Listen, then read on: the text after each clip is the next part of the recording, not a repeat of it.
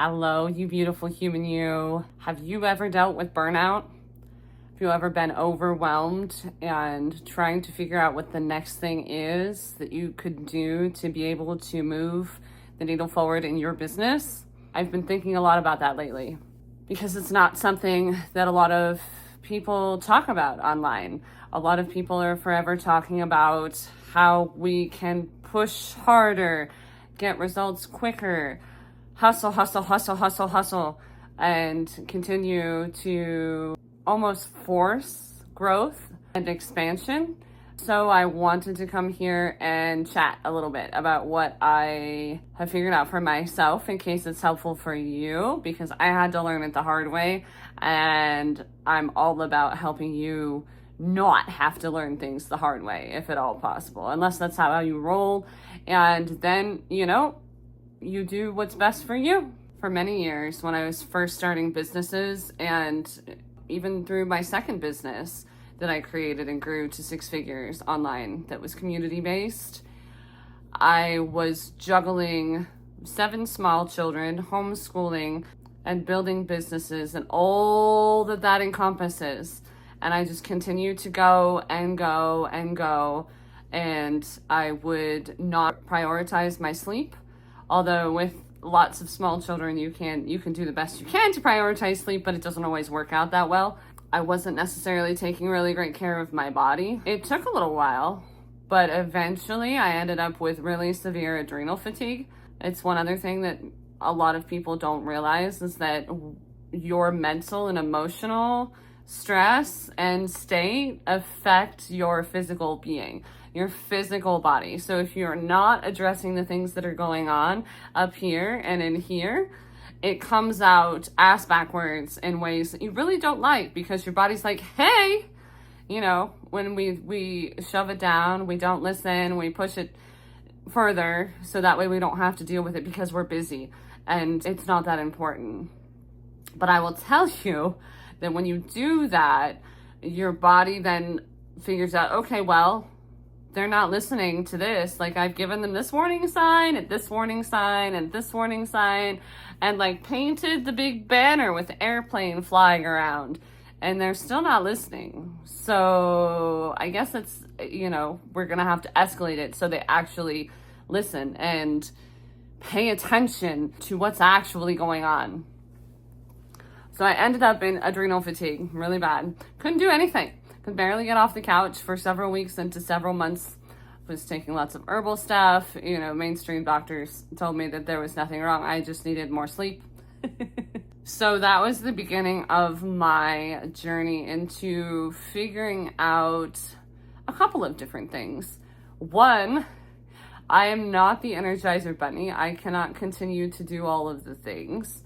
2, I started finding out that when I took breaks for myself and decided to step away and was just fully present with my kids and the hubs and doing things that I loved, when I actually came back to work, I was able to get more done in less time, and I actually had more creative ideas that could actually turn into more progress and moving the needle forward in my business. The other thing I want to put a note in here for is, for if you are a mom, I feel like dads aren't quite as bad at this, but if you're a mom, depending on how you grew up, right? Like how your parents were and all of that. For me personally, growing up, and even into, several kids, because I had my first child when I was 19. So there wasn't a whole lot of other examples. So it was like, okay, well, this is what being a mother looks like. This is what being a wife looks like. This is what homeschooling looks like. This is what all of XYZ is supposed to look like. And part of the other reason why I landed in burnout, I believe, is that I was trying to shove myself into a box, right? That the society said I should be, that, faith, religion, parental upbringing, all of that said I should be, based on the other people I saw doing similar things. This is the way it should happen. Except for it didn't jive with how I am and who I am as a human, and it didn't jive with my children either. and particularly with the homeschooling situation. So that was the other thing that was really helpful to me, is realizing that things even as simple as like drinking tea. Tea is not my jam. Give me some coffee or cacao and I'm in it, and that's rejuvenating for me. Walking barefoot on the grass outside is much more calming to my soul than getting together with a bunch of people that I don't know to do yoga. Turning my music up way loud so that I can move my body and my voice however it wants. That's been a relatively new realization just in the last 2 or 3 years. And also the most key thing, because I think my neurospicy forgot that we like to explain that part about moms. We get so caught up in taking care of everybody else, the kiddos, the hubs, groceries, the household, and then you add a business on top of that, and we forget that we are also human, that we also need to do things that fill our cup, whether it's our inner child that loves to splatter paint, whether it's our rebellious teenager that loves the loud music and doing things that kind of push up against the norms, or just being a woman. And I feel like dudes are a little better about that. But if you're a dude and you're not taking time for yourself, because I also, one of my high ticket clients that I work one-on-one with, I have to continually remind him, because he's coming out of a lot of the hustle culture, bro marketing type stuff, and he's like always working. Like, it fuels him, which is great, and that's amazing. However, I also encourage him and challenge him to take an hour a week at least, set aside for himself, where he's not thinking about work and not thinking about his to-do list or anything else. He's just being. And so I guess it doesn't really matter if you're a dude or a woman, or even if you're a parent. Just as a business owner, it's really important to specifically take time. And I'm not always that great at that. All last week, it was a really great week. I had really great results with my clients, and they were giving me lots of great feedback. I got 2 amazing reviews. And then I reached Thursday or Friday, and my inner being, my inner voice was like, hey, you need to take some time for yourself. I was like, So I watched a show. I did some piddly things here or there, but I didn't really make that time for myself. And then over the weekend, I batched, 14 face front reels, so that way I don't have to worry about it, because I was excited about a few things that I wanted to talk about. Got my retargeting ads set up, and then yesterday I posted the worst video I will ever post on YouTube, because it's my first video. The first video that you ever do is always the worst one, if you continue to learn and grow and evaluate and pivot. Messy action for the win, always in my book. So then this morning I knew that I had to take that time, that I had to make the space.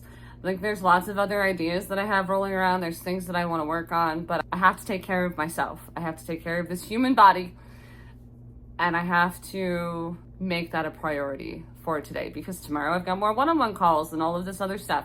And I know that if I don't make it a priority today, then it's not going to happen till Thursday or Friday. And moving into tomorrow with my calls and things like that, I'm always much better if I am pouring from a full cup, right? I've taken care of my body and my brain and all of my being, so that way I can be fully present and give the attention to my clients and my kids and everything that I need to. So that's what I did. I spent all morning. Yes, I'm still taking care of my kids. Yes, I still posted my daily reel on Instagram and YouTube, my short. Yes, I caught up on notifications and DMs. Got all that situated, but those are not huge things for me. Those are already built in and ingrained into my structure. I don't really call it a structure, but my process, right? Those are just things that I do. It doesn't really take a whole lot of bandwidth. And then I've taken the last 3 or 4 hours to just do what I wanted to do. And I'm getting ready to go make mac and cheese for my kids. So I'm still being mom. I'm still being present. I'm still doing the minimum that needs to happen, for my business. But I am being intentional. And a lot of the times it's very easy to not be intentional. So whether it's setting a specific day of the week, that you get a 4-hour chunk, or maybe you've got small children and you can't do hours at a time. So you have to hire a babysitter, or you do it after they go to bed, and then you just allow yourself time in the morning to sleep in.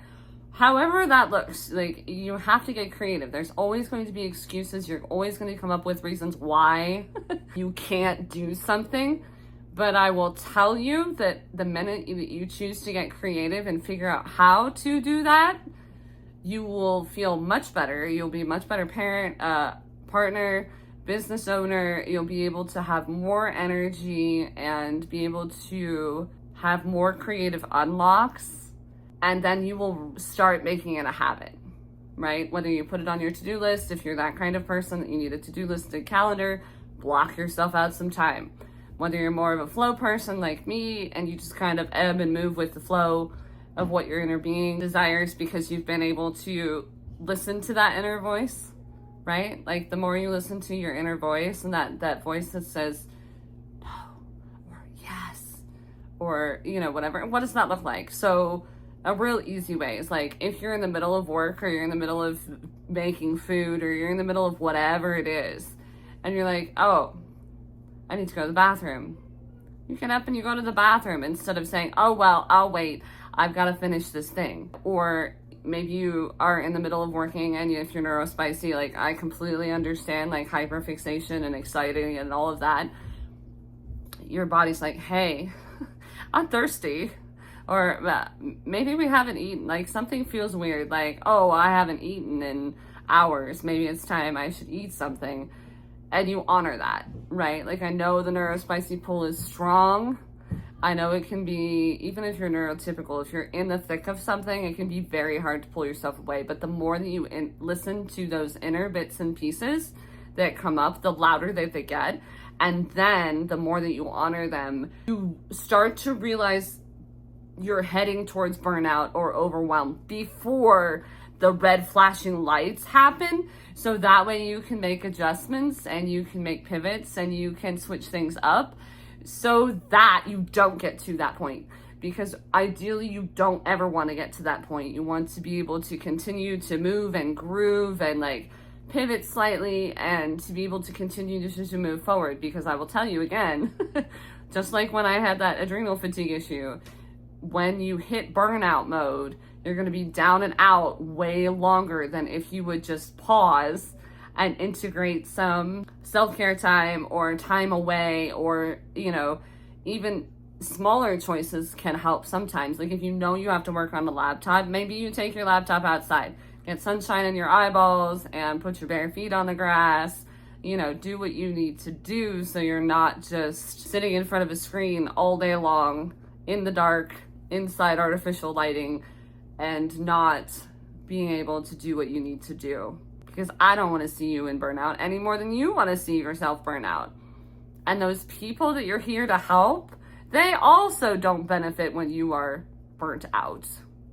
Nobody wants the crumbs and the ashes if you're choosing to push through and burn yourself up from the inside out, rather than, you know, the abundance of pouring from an empty cup, and you're able to light that fire within others because you yourself have taken care of your own flame and kindling and fire so that it's roaring, and then it's much easier for others to be able to catch that fire as well and to continue to move forward in what their dreams and goals are. Anyways, that was enough of my neurospicy ramble for today. I hope it was helpful for you. If you like it, feel free to follow along and turn the bell on. We will see you on the next one. Have a freaking amazing week.